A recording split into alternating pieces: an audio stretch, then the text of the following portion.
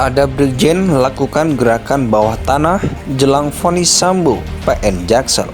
Kami tidak tahu soal itu. Itu benar, kita pun mendapat informasi seperti itu ya.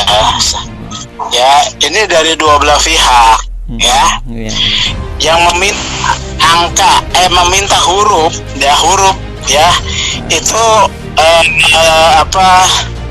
dari kelompoknya pihak bukan korban, ini jangan salah ya, bukan korban hanya dipakai atas nama aja ya, tapi kelompok lain ya, yang di kelompok katakanlah lawannya Sambo internal ya, gitu, internal yang menghendaki memang Sambo diselesaikan.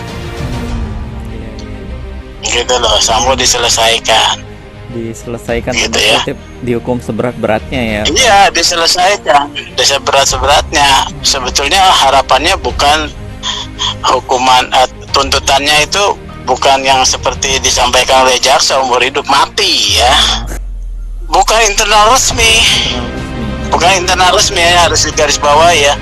Lawannya Sambo secara personal kepentingan lah ya, lawannya Sambo secara personal kepentingan. Jadi harus jelas nih, lawan Sambo secara personal kepentingan yang adalah orang internal. Gitu ya, itu satu.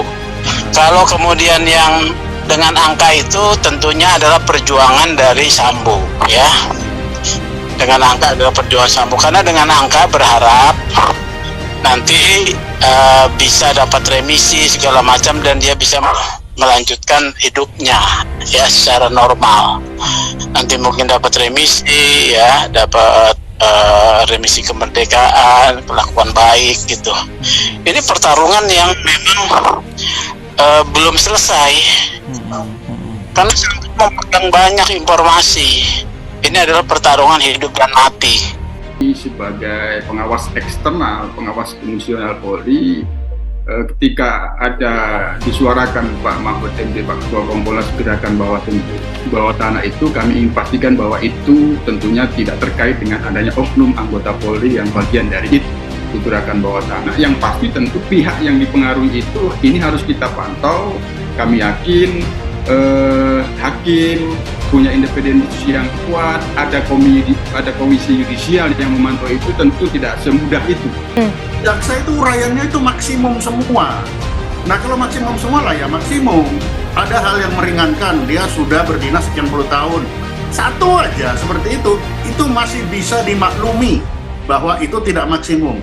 Masalahnya uraiannya itu, itu maksimum semua. Ya, soal disparitas. Karena Ibu PC dan juga Ricky Rijal, ya saya garis bawah, Ibu PC dan Ricky Rijal yang terlibat di dalam pembicaraan soal menembak, ini dituntutnya 8 tahun. Ini pekerjaan yang berat buat hakim dalam konsep disparitas putusan.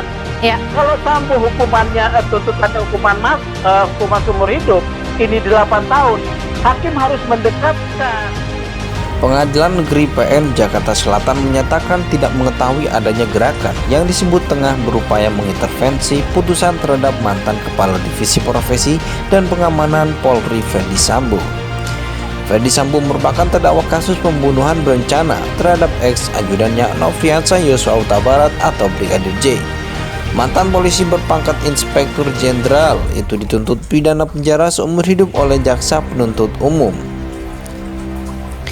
Kami tidak mengetahui soal informasi tersebut selain dari berita di media pers, ujar pejabat Humas PN Jakarta Selatan saat berbincang dengan Kompas.com Minggu 22 Januari 2023. Juyamto yang juga hakim perkara obstruction of justice atau kasus perintangan penyidikan terkait kematian Brigadir J itu menyatakan tidak ada informasi yang masuk ke PN Jaksel. Menurut dia, majelis hakim yang dipimpin Hakim Wahyu Imam Santoso dengan anggota Majelis Morgan Simanjuntak dan Alimin Ribut Sujono hanya fokus dengan persidangan yang masih terus berlangsung. Kami hanya fokus konsentrasi pada proses persidangan, tutur Juyamto yang juga hakim di Pengadilan Tindak Pidana Korupsi pada PN Jakarta Pusat itu. Sebelumnya, Menteri Koordinator Bidang Politik, Hukum, dan Keamanan Mahfud MD mencium gerakan bawah tanah yang sengaja mempengaruhi putusan atau vonis terhadap Ferdy Sambo dan kawan-kawan.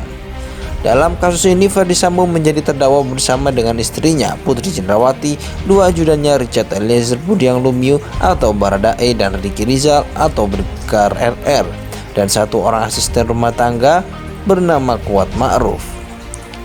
Tak tanggung-tanggung, Mahfud MD menyebutkan bahwa gerakan itu sebagai gerilya. Ada yang meminta Ferdy Sambo dihukum, ada juga yang meminta ex-kadif Propam itu dibebaskan.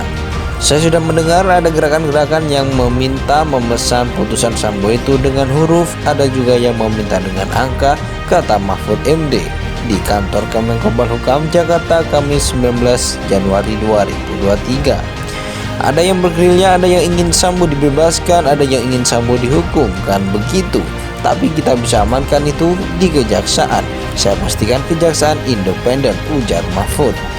Mahfud menjamin aparat penegak hukum tidak akan terpengaruhi meskipun ia juga mendengar bahwa yang bergerilya itu adalah pejabat tinggi pertahanan dan keamanan.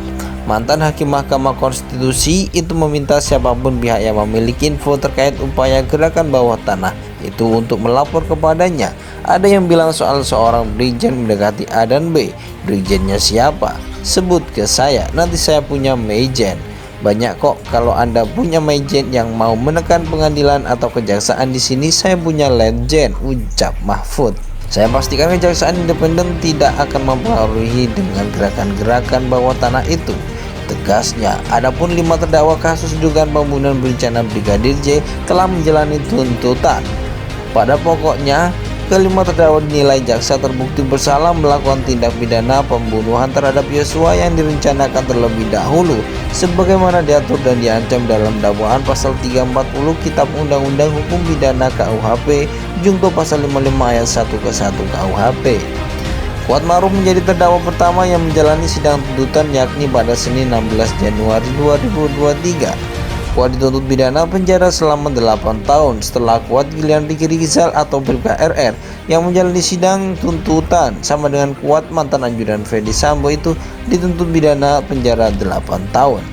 Selang sehari atau Selasa 17 Januari 2023, sidang tuntutan dengan terdakwa Ferdy Sambo digelar.